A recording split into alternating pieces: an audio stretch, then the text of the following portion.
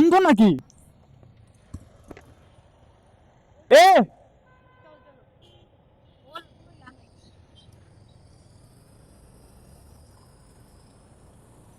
হে high, আসসালামু আলাইকুম। This is Rifat Hasan. Welcome to my channel the Rifat show.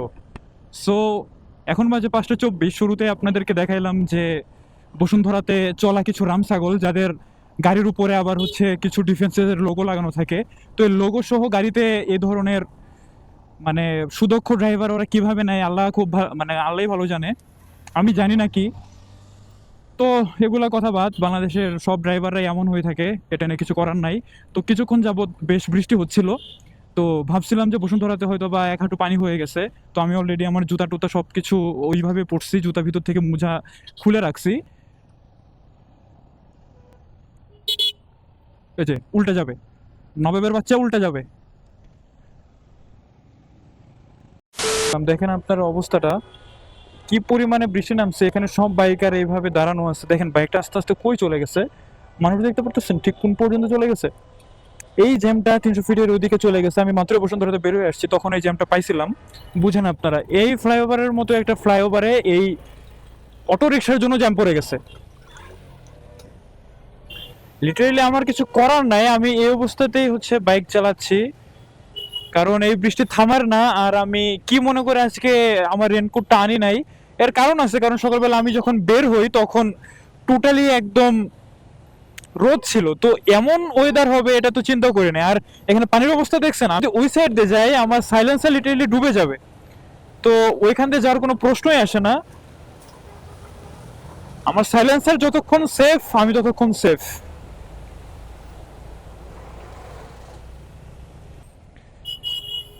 এই এই এরিয়াটা ভালোই লাগে বৃষ্টির টাইমে। ক্যান্টনমেন্ট এরিয়ার এই দিকটা সুন্দরই লাগে, পুকুরটাও বেশ সুন্দর। এনে কারো একজনকে ফাড়া দিতে পারলে খুব ভালো লাগতো, কিন্তু কাউকে তো ফেলা যাবে না। কি মজা, একদম গাড়িতে বসে ফোন টিপতেছি আর ভিজতেছি। Wow nice. আবার ঘাড়ে ঘাড়ে দেখলাম আবার বালিশ লাগাইছে। এগুলা দেখে হিংসা লাগে যখন হচ্ছে বাইকে থাকি। আবার যখন গাড়িতে থাকি তখন মনে হয় যে না, বাইকটা ওইভাবে কেন বের হয়ে গেল, তখন আবার বাইকারদের উপর হিংসা লাগে। এটা আসলে খুবই কমন একটা রিচুয়াল বলতে পারেন।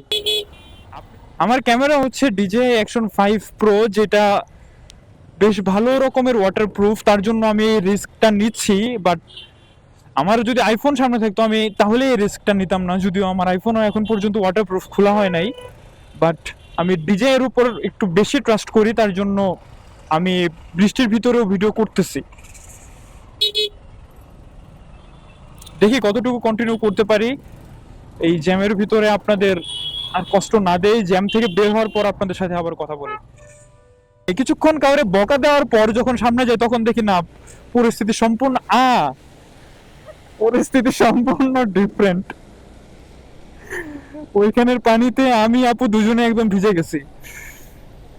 আমি কথা বলতে বলতে খেয়ালই করে নাই সামনে যে ওইখানে পানি। আপুর জামা মনে হয় টোটাল আমি ভিজাই দিছি।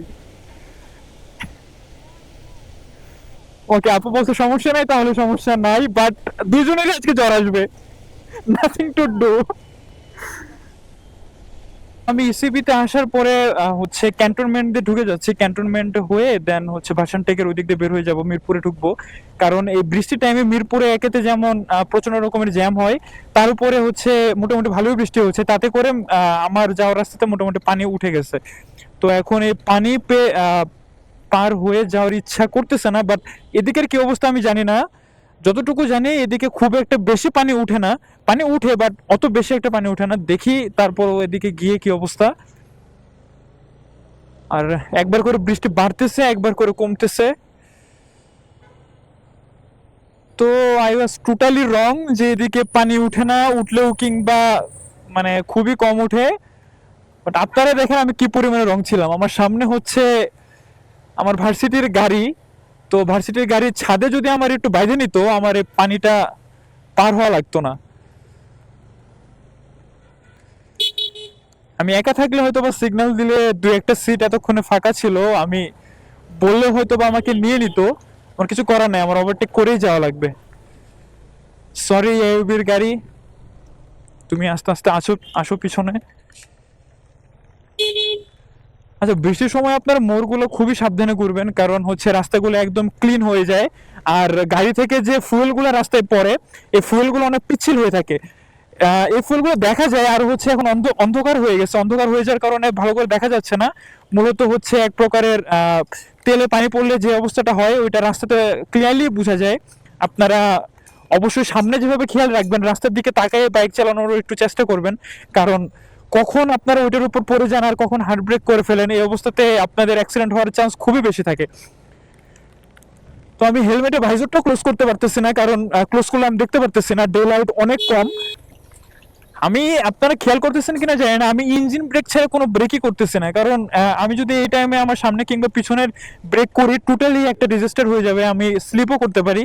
আর এই রাস্তাগুলোতে হচ্ছে ময়লা বেশি টানা নেওয়া হয়। তো এই ময়লাগুলো যেগুলো পড়ে থাকে, ময়লাগুলো কিছুদিন পর এই এই টাইপের ওয়েদারে অনেক পিচ্ছিল হয়ে থাকে, এগুলো সরানোর কেউ থাকে না, তার জন্য অনেক রিস্কি। তো আই হোপ রাস্তাটা আই হোপ রাস্তাটার সামনে একটু ফাঁকা পাবো। বসেন বসেন বসেন। তো এক হিসেবে আমার এই ক্যামেরাটার ওয়াটারপ্রুফ টেস্টটাও হয়ে গেল এক হিসেবে।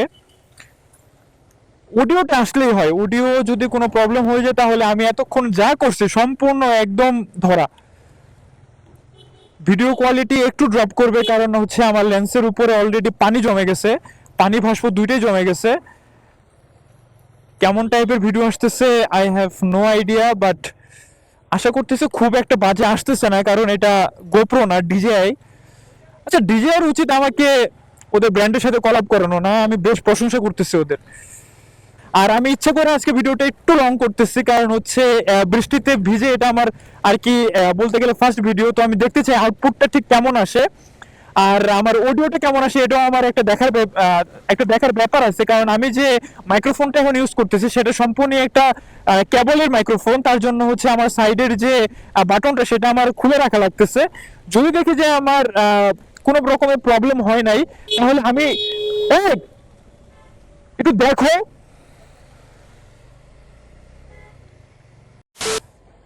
একদম টোটালি ভেজা, তার ভিতরে আমার যে হেলমেটের ফোমগুলো ভিজে গেছে। আমি এগুলো কেমনে শুকাবো জানি না। আমি যদি এগুলো না শুকাইতে পারি, আপাতত আমার একটা হেলমেটেই আমার হচ্ছে ফুল সেট আপটা করা, হয়তোবা যদি না শুকাই তাহলে আমার একটা দিন মাঝে গ্যাপ দিয়ে দেন ব্লক করা লাগবে, কারণ হেলমেট না শুকালে তো ভেজা হেলমেট নিয়ে এভাবে যাওয়া যাবে না। আর সবচেয়ে বড় কথা হচ্ছে আমি মোটামুটি ভালোই ভিজছি। তো সেই দিক দিয়ে দেখতে গেলে আমার মাইক্রোফোনের কি অবস্থা, কারণ আমার মাইক্রোফোনটা আমার এখানে চীনের এখানে অলরেডি প্রায় চলে আসছি। আপু যে জায়গায় নামবে, তো আপুকে নামাই দেই, দেন আমি আবার আসতেছি। তো আমি এখন এমন একটা জায়গাতে আছি, আপনারা দেখেন। মামা, আমার তো সাইলেন্সার তোমার মতো তো এই না, যাইতে পারি না। না না, আমার বাইক নষ্ট হয়ে যাবে, সাইলেন্সার ডুবলে আমার বাইক নষ্ট হয়ে যাবে। হ্যাঁ, মামা বুঝতে পারে নাই যে আমি এখানে কেন দাঁড়ানো আছে, তার জন্য মামা পিছন থেকে বলতেছিল মামা আগান আগান। বাট আমি যদি আগাইতে যাই, আমার সাইলেন্সার ডুবে গেলে আমি শেষ। লিটারালি ফুল বন্যা ভাই, গাড়িগুলো কি নষ্ট হয়ে গেছে নাকি? ভাই আমি হইলে ওইখানে জীবনে চালানোর সাহস পাইতাম না, ওদের সাহস আছে বলা লাগবে।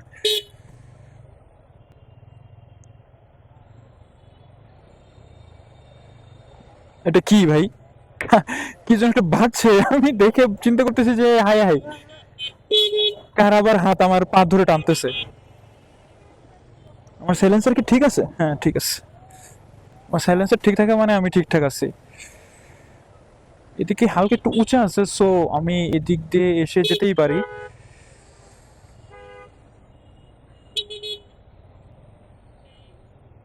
এদিকে মোটামুটি একটু শোক না। তো সেদিন আমার ভার্সিটি নিয়ে ব্লগ করতেছিলাম এই পানি নিয়ে, কিন্তু আমি মিরপুরের কি করব বলেন? ভার্সিটি না হয় ভার্সিটি কর্তৃপক্ষ যদি চায় তাহলে রিকভার করতে পারবে, বাট এই মিরপুর তো সরকার চাইলেও ঠিক করা এখন সম্ভব না। আমি লিটারেলি ব্লাইন্ডলি চালাচ্ছি, কারণ কখন আমার সাইলেন্সার দিয়ে পানি ঢুকে যায় আমি। আর আসতে যান, ফাউল লোক উল্টে আসতেছে। পুরো একটা সার্কাস, এ হচ্ছে মিরপুর না, টোটালি একটা সার্কাস। আমি ভাবতেছি ভিডিওকে মানে আমি ভাবতেছি ভিডিওটাকে টোটাল দুইটা পার্টে ভাগ করব।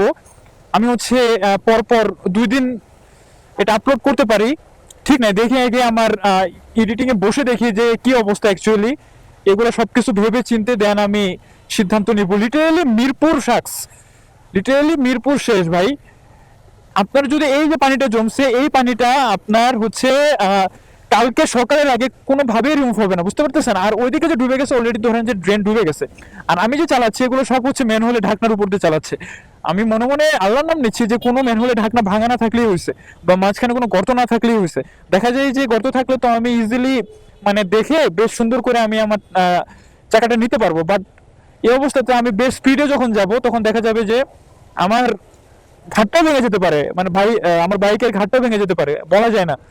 লিটারেলি মানে আপনারাই দেখেন, ওই তো ওর বাইক আর আমার বাইক সেম, তার মানে হচ্ছে এত জোরে যাওয়া যাবে না, তাহলে সাইলেন্সার পানি ঢুকতে পারে, আমার আর একটু স্লো যাওয়া লাগবে। বাট আমি আর ওই পর্যন্ত গেলেও আমার কোনো প্রবলেম নাই, ওকে দেখে বুঝছি, তাহলে আমাকে আর পিছনে বারবার দেখা লাগবে না। তো সামনে এরকম সেম মডেলের বাইক থাকা এই টাইপের ওয়েদারে একটা মানে বলতে পারেন আশীর্বাদের মতো। তো এখন আসছি আমি 2 নম্বরে, 2 নম্বর মিরপুর শপিং সেন্টারের সামনে। তো আমি প্রায় আমার বাসার কাছে চলে আসছি। আজকে আর ব্লগ বড় না করি, অলরেডি যথেষ্ট বড় হয়ে গেছে, আমি এই ব্লগটাকে 2 পার্টেও ভাগ করতে পারি। তো আজকে এই পর্যন্তই, টাটা, গুড বাই, আল্লাহ হাফেজ, till then wait for my next show, piece.